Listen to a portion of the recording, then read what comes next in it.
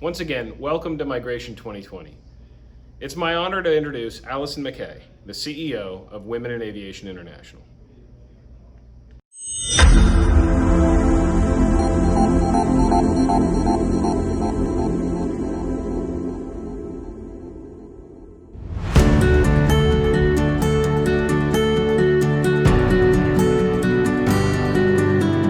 Thank you to Redbird for allowing me to be part of Migration 2020. This past year has been especially challenging for our industry.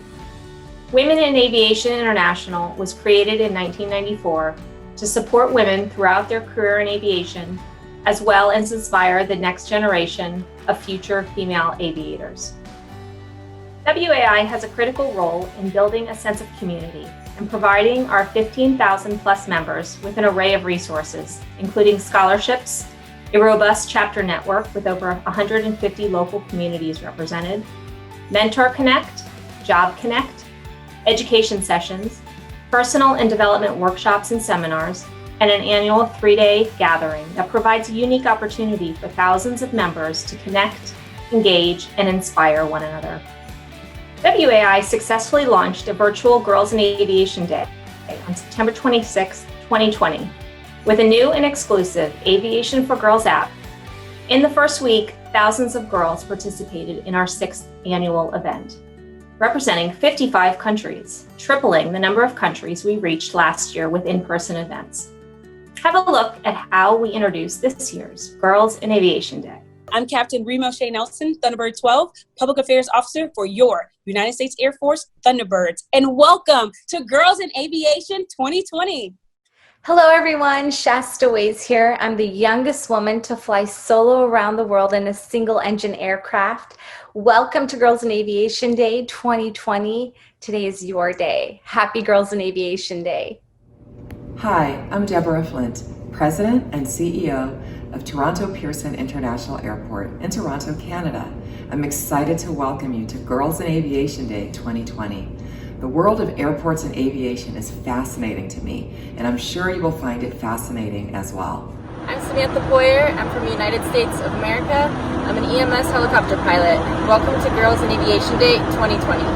I'm Alicia Hunt. I'm from the United States. I'm a commercial pilot in training. Welcome to Girls in Aviation Day 2020. Hi, I'm Patty Wagstaff. I'm from the United States. I'm an airshow pilot. Welcome to Girls in Aviation Day 2020. Hi, I'm Taylor Dean, Assistant Chief Pilot with the Goodyear Blimp. Welcome to Girls in Aviation 2020. Hi, I'm Major Michelle Kern, Thunderbird 5, the lead solo for the Air Force Thunderbirds, and welcome to Girls in Aviation Day 2020.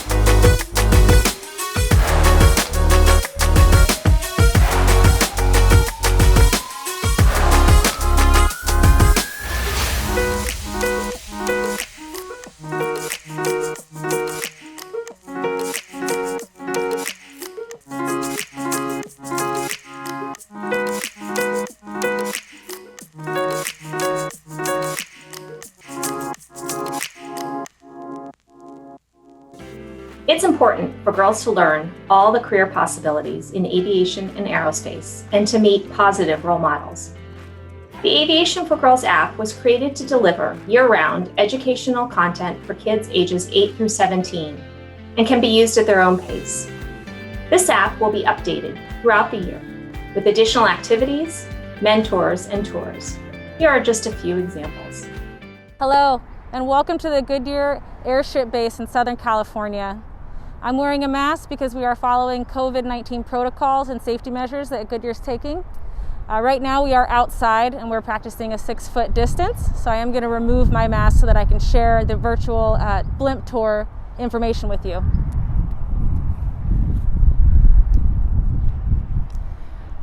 So my name is Taylor Dean. I'm Assistant Chief Pilot at the Carson, California Airship Base. I'm going to take you through a virtual tour of our Goodyear airship. Goodyear has 3 airships in its fleet. We have one here in Carson, California, one in Pompano Beach, Florida, and one in Akron, Ohio.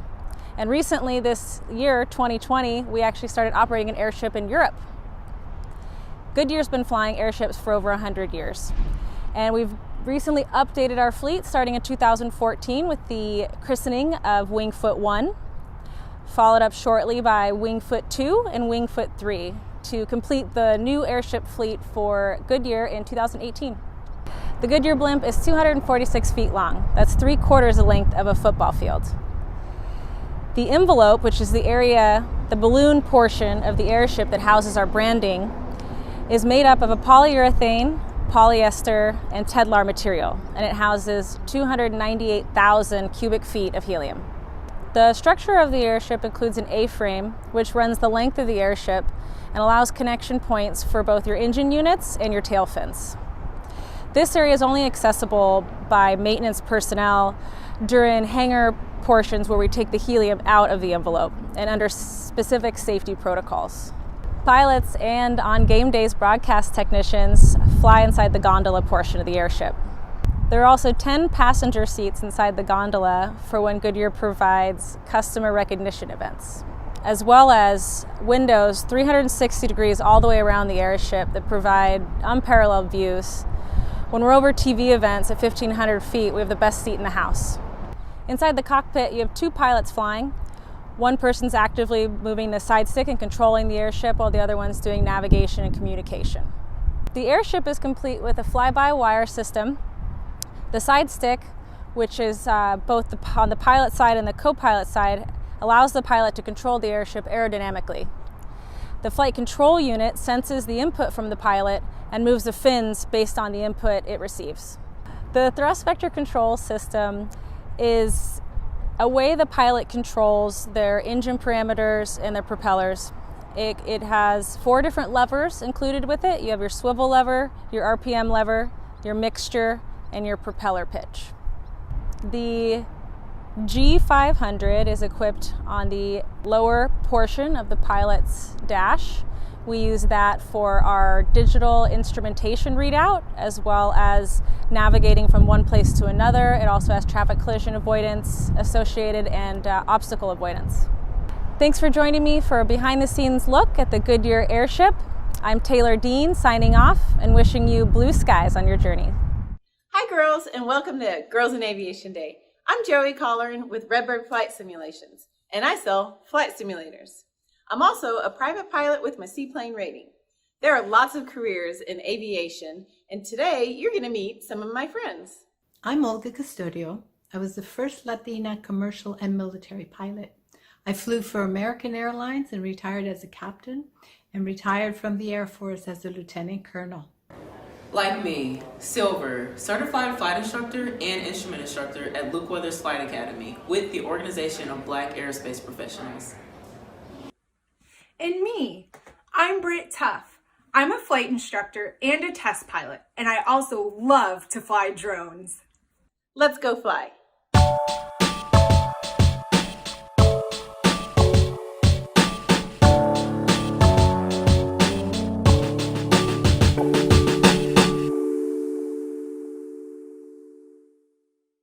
Learning to fly is one of the most challenging and rewarding things you will ever do. At its core, flying involves learning how to make control inputs to position the aircraft precisely where you want it to be. Hey Olga, what are your thoughts on learning to fly? Hi, I'm Olga Custodio, and I want to tell you that flying is a lot of fun. It's challenging, but it can be so rewarding. This is a learned skill, much like learning to throw a softball, kicking a soccer ball, or learning to play the guitar. Today, you will be flying a Cessna 172 with a steam gauge panel. To learn more about the components in the cockpit, let's learn from Silver. So this is our yoke. With our yoke, we can pitch the plane up, down, or we can bank the plane to the left or right. So for instance, if we want to turn to the left, we'd simply deflate the yoke to the left, and that would bank our wing to the left and we'd be turning to the left. If we want to turn to the right, we deflect it to the right, and then we'd be turning to the right.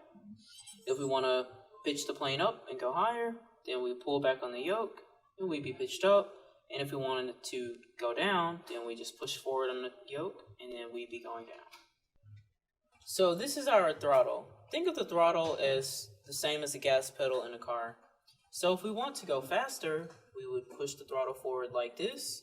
If we want to go slower, then we pull the throttle out like this. Every flight starts the same way, with a takeoff. Today, we will learn a normal takeoff, meaning the airplane is departing directly into the wind. For any takeoff, your goal is to transition from the ground to a specific pitch attitude that will allow the airplane to do what it is designed to do: climb away from the ground, pointed in the correct direction. There's a lot of planning that goes into a flight and takeoff, but for today's lesson, we are going to just show you how to take off. Your Cessna is about to taxi onto the active runway for takeoff. Scan the sky for other airplanes that might be landing, taking off, or just flying in the vicinity. Get your clearance from the control tower or otherwise announce your intention to take off at non-towered airports. When you are ready to enter the runway, and it is safe to do so, release the brakes. Add a little power, and use the rudder pedals to line up with the runway center line. Be sure you are no longer resting your feet on the brakes so that you will only be pushing on the rudder pedals during the takeoff. When you're ready for takeoff, smoothly push the throttle control all the way forward for full power. Keep your focus on the far end of the runway and use small rudder pedal inputs to stay on the center line. Expect to add some pressure on the right rudder pedal to counteract the airplane's tendency to turn left during takeoff and climb. You will need to hold that right rudder pressure throughout the takeoff and climb. Hey Britt, tell us about rudder pedals. The rudder pedals on an airplane actually do different things whether you're on the ground or up in the air. On the ground, an airplane actually doesn't have a steering wheel, so we use the rudder pedals to turn right and left and essentially drive on the ground.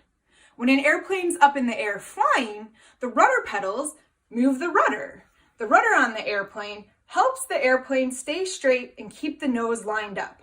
It's really helpful when an airplane's trying to turn to stay coordinated so that you don't make your passengers sick.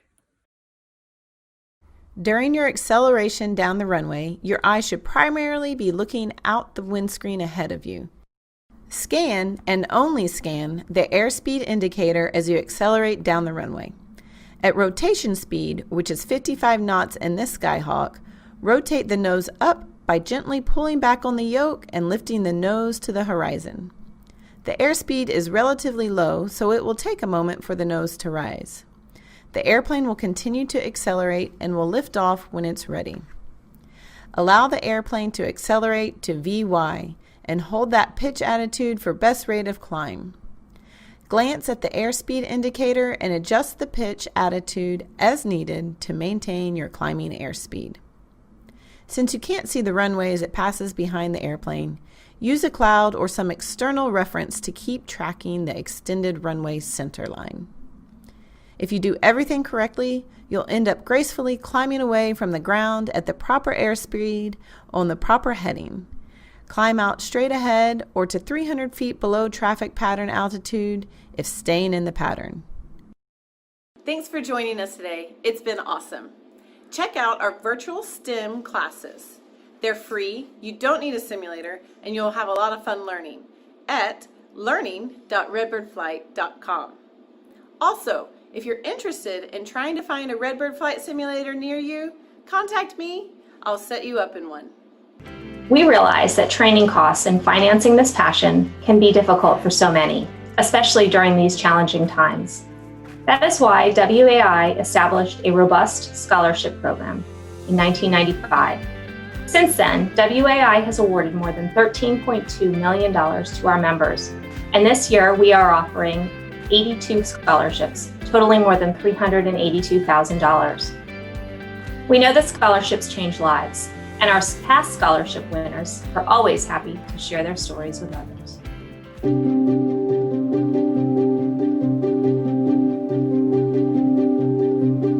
extremely grateful to be receiving the Martha King Flight Instructor Scholarship. They're allowing me to achieve my CFI and then lifetime access to all the King School's materials, including the flight instructor refresher courses as well.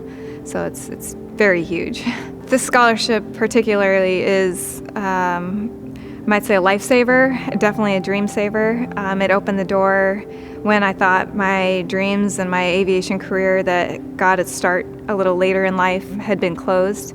I had just become a qualified co-pilot in the C-130. I had 3 flights in and was diagnosed with breast cancer. So I lost my medical both with the FAA and with the military, and I pretty much thought my dreams of flying were over at that point. Luckily, with the basic med, I've been able to continue on as a flight instructor, and for me, it's huge. It provides light at the end of a very long tunnel that I just can't thank them enough.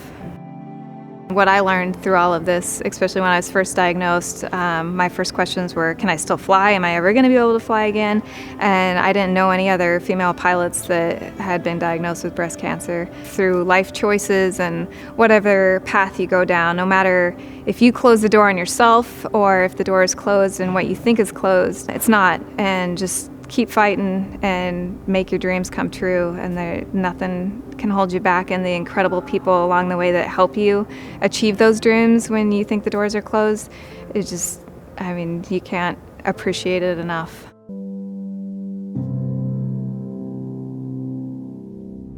That sense of our WAI community, as well as our networking and mentoring opportunities, are highlighted at our annual conference.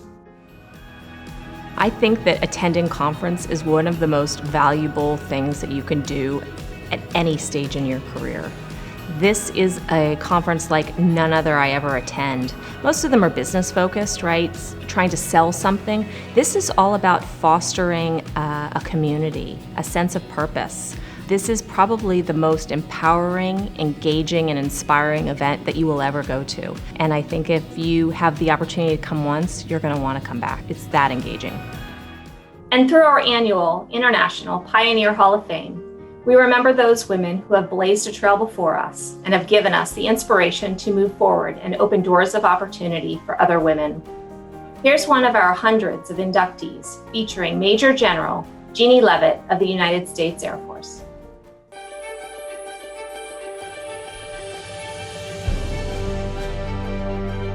Major General Jeannie Lvitt's Air Force career has spanned more than 25 years. Today, she is the commander of Air Force Recruiting Service and has flown more than 3,000 hours, including 300 hours of combat flight with operational experiences in Afghanistan and Iraq. Dedicated to a lifetime of learning, Jeannie has obtained 4 master's degrees in addition to her undergraduate degree in aerospace engineering. For the 2019 film Captain Marvel, Jeannie worked with the production team to coordinate Air Force assistance in accurately portraying female military pilots.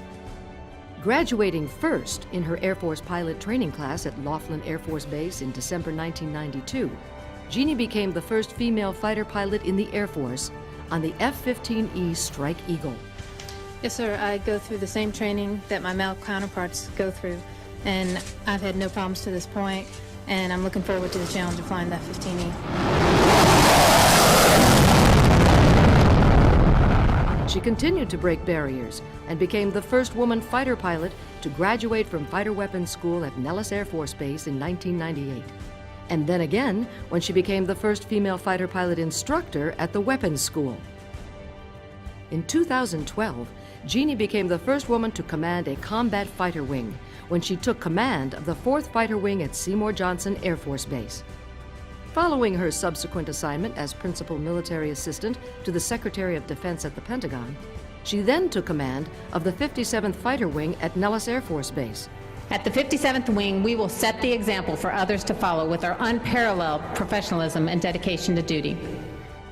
In 2016, Jeannie was promoted to the rank of Brigadier General and was promoted with a 2nd star in 2019. Today, she serves as the commander of the Air Force Recruiting Service in San Antonio, Texas. I invite you to join us on our continued mission of creating a more diverse workforce. Before the crisis, our industry was in need of hundreds of thousands of additional employees. We cannot abandon our efforts to recruit the next generation workforce. We have the opportunity to rebuild our industry with the diversity that was lacking before the pandemic. Thank you.